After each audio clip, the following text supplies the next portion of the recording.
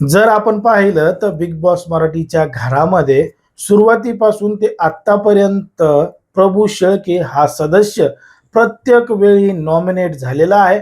पण मात्र तरी सुद्धा प्रभू शेळके घरामध्ये अजूनही कायम आहे. त्याच्यापेक्षा जास्त वोटिंग असणारे सदस्य सुद्धा घराबाहेर गेले आहेत. पण मात्र प्रभू अजूनही घरामध्ये कायम आहे.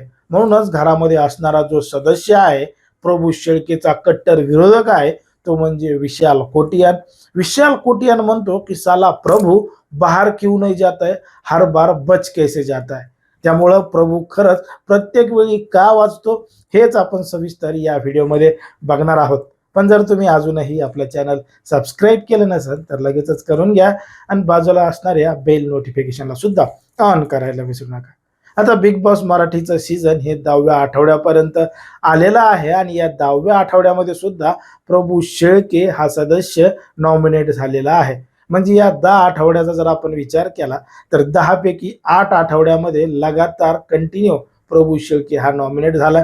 या अगोदर फक्त 2 वेळा तो वाचला होता. एकदा तो त्या पॉवर कीमुळं आणि दुसऱ्या अजून एका याच्यामुळं प्रभू वाचला होता. पण मात्र आतापर्यंत प्रभू हा 8 वेळा नॉमिनेट झालेला आहे 10 आठवड्यापैकी. मग 8 आठवड्यामध्ये नॉमिनेट होऊन सुद्धा आतापर्यंत तो घराबाहेर गेला नाही. कारण की त्याच्यापेक्षा चांगले खेळणारे घरातले सदस्य बाहेर गेलेले आहेत असं लोकांचं म्हणणं आहे बरं का. की प्रभू चांगलं खेळत नाही, त्याच्यापेक्षा स्ट्रॉंग प्लेअर घराच्या बाहेर गेलेत, प्रभू या ठिकाणी कसं काय थांबलाय, अजून घराबाहेर का गेला नाही. कारण की प्रभूचा गेम हा इतर जे सदस्य आहेत त्यांच्यापेक्षा वेगळा आहे आणि कुठंतरी प्रभूबद्दल लोकांच्या मनामध्ये सहानुभूती आहे, सिंपत्ती आहे. त्यामुळं प्रभूला मोठ्या प्रमाणात लोक वोटिंग करतायत, मत देत आहेत आणि त्याला घरामध्ये ठेवण्याचा प्रयत्न करतात. आता हे झालं लोकांचं मत. पण मात्र स्वतः बिग बॉसच्या मताचा जर आपण विचार केला तर बिग बॉसला सुद्धा प्रभू शेळकेला फायनलपर्यंत न्यायचा आहे आणि फायनलपर्यंत नेऊन हा खेळ अशाच पद्धतीनं रंगीन ठेवायचा आहे. म्हणजे लोकांना बघण्यासाठी उत्सुकता येईल असं त्या ठिकाणी ठेवला पाहिजे. जर प्रभू शेळकेला घराच्या बाहेर काढलं तर बिग बॉसमध्ये मग उरतच कोण? विशाल, राकेश, तन्वी, सागर किंवा जे इतर जे मेन खेळाडू आहेत. मग विशाल हा प्रभूवर ओरडत असतो, सागर सुद्धा प्रभूवर ओरडत असतो आणि प्रभूमुळं तन्वी भांडते, दीपाली भांडते, राकेश भांडतात. म्हणजे एका माणसामुळं घरातलं सगळं वातावरण हे बदलत राहतं. आरडा-वारडा, धिंगाणा, मस्ती, मुद्दे या सगळ्या गोष्टी चालू राहतात. मग ज्या माणसामुळं घरामध्ये मुद्दे निघतात, जो माणूस घरामध्ये काहीतरी कुटाणे करतोय, इकडचं तिकडं, तिकडची इकडं, चोराचोरी असेल किंवा राखीची मदत असेल, अशा पद्धतीच्या गोष्टी करतोय.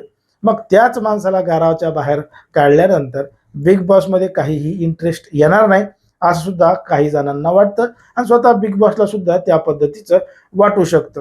परंतु लोकांना सुद्धा वाटतं की प्रभूनं घरामध्ये राहिलेलं पाहिजे. त्याच्या पाठीमागं मोठ्या प्रमाणात सहानुभूती आहे. मग हे सीझन 6 आहे आणि ट्विस्ट इथं फिक्स आहे.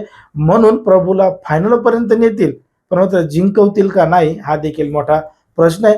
कारण की 5व्या सीझनमध्ये सूरज चव्हाणला गरीब म्हणून सिंपत्ती देऊन आणि सहानुभूती दाखवून त्या ठिकाणी जिंकवलं होतं. मग लोकांना सुद्धा वाटू शकतं की या सीझनमध्ये सुद्धा त्याच पद्धतीनं होईल.